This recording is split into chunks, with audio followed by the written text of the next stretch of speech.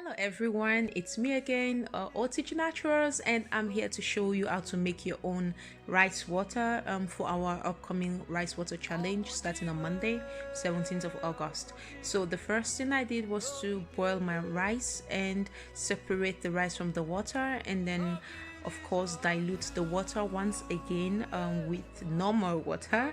And right after that, I had to dilute this because rice has lots of protein, and because we did not ferment this, I think it's best to actually dilute with water.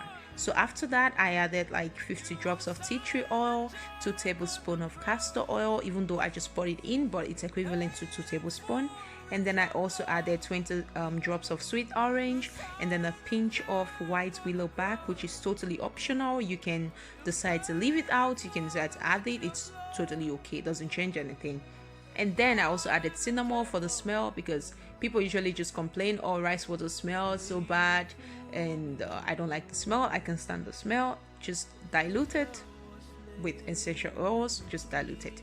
So yes, that's why I use cinnamon, and I also use sweet orange so that we can get a really great smell out of it. And then if you don't have tea tree oil, you can also use lemongrass. This is totally optional. If you don't have lemongrass, use peppermint. Anyone you have, just make sure you add it. And then right after that, I added also the green tea oil, which we made last week Saturday. Please check previous video or previous post regarding how to make the green tea oil so you can use it. What we're going to do is we're going to be spraying our hair with this rice water, and then have to seal it up with the green tea oil. So I'm super excited about this. I'm so looking forward to the outcome, and I hope you are also ready for what's to come. Thank you so much, and do have a beautiful day. Bye.